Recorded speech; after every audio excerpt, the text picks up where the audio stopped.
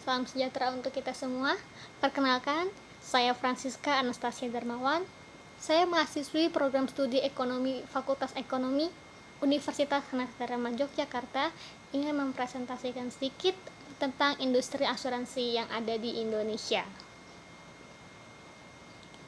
Asuransi menurut ketentuan Undang-Undang tahun 1992 tentang Undang-Undang Asuransi menyatakan bahwa asuransi merupakan perjanjian antara dua pihak, yaitu perusahaan asuransi dan pemegang polis, yang menjadi dasar bagi penerimaan premi oleh perusahaan asuransi sebagai imbalan untuk memberikan pergantian kepada tertanggung atau pemegang polis karena kerugian, kerusakan, biaya yang timbul, kehilangan keuntungan, atau tanggung jawab hukum kepada pihak ketiga yang mungkin diderita tertanggung atau pemegang polis karena terjadi suatu peristiwa yang tidak pasti, dan juga memberikan pembayaran yang didasarkan meninggal atau hidupnya tertanggung dengan manfaat yang besarnya telah ditetapkan atau didasarkan pada hasil pengelolaan dana antara pemegang polis dan perusahaan asuransi itu sendiri. Melihat perkembangan yang ada tentang perusahaan asuransi di Indonesia, sampai dengan tahun 2020, anggota asuransi yang tercatat di Indonesia mencapai 60 perusahaan asuransi. Dari total perusahaan asuransi yang tercatat ini cukup imbang jumlahnya, di mana 60%-nya merupakan asuransi nasional seperti Jiwasraya, Bumi Putra, dan mungkin ada beberapa perusahaan nasional lainnya, dan 40% diantaranya merupakan perusahaan asuransi joint country atau seperti Allianz, Prudential, Sequis, dan yang lainnya. Nah, di sini kita melihat total premi dan total pendapatannya.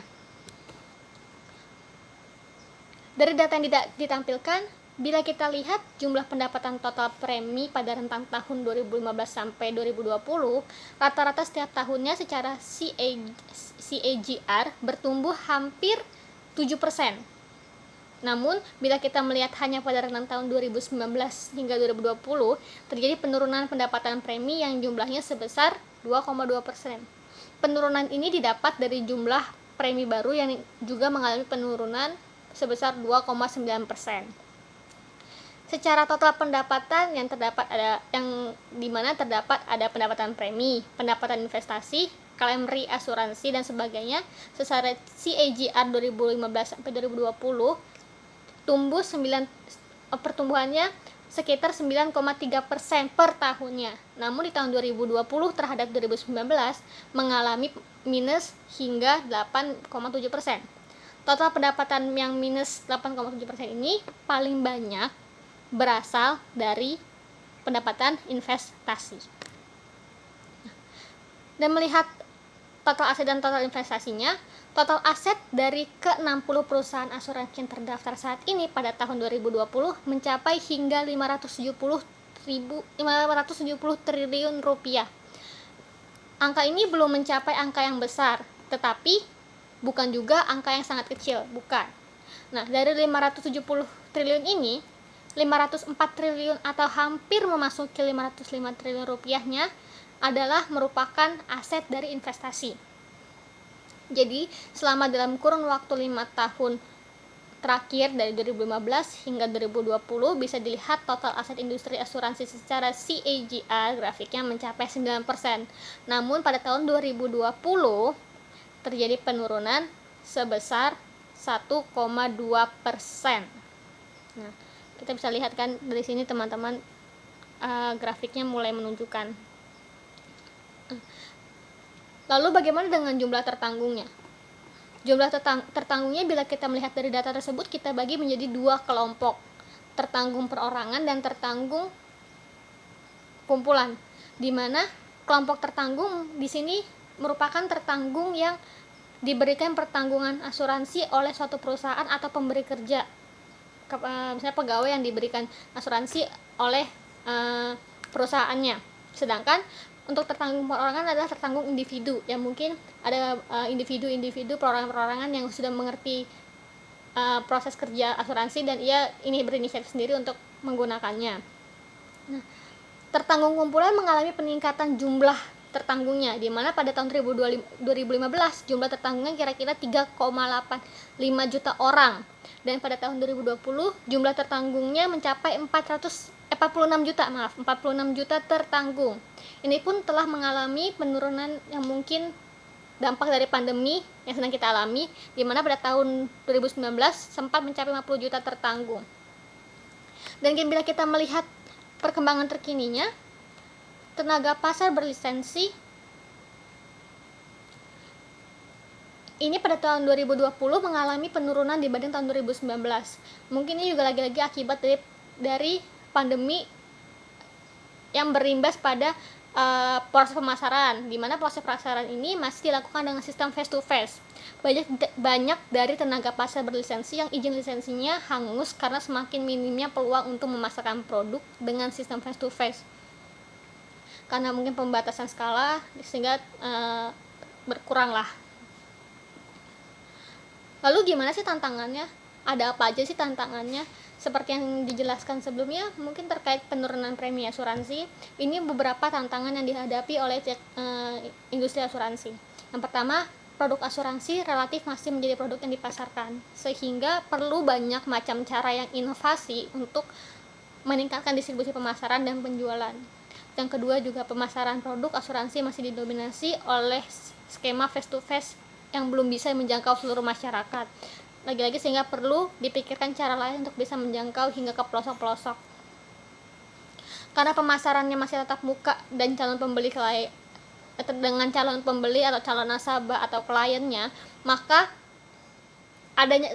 ketika ada pembatasan aktivitas seperti PSBB, PPKM, lockdown dan segala macam akibat dari pandemi yang kita hadapi, pemasaran produk asuransi menjadi semakin sulit dan semakin sedikit kesempatan untuk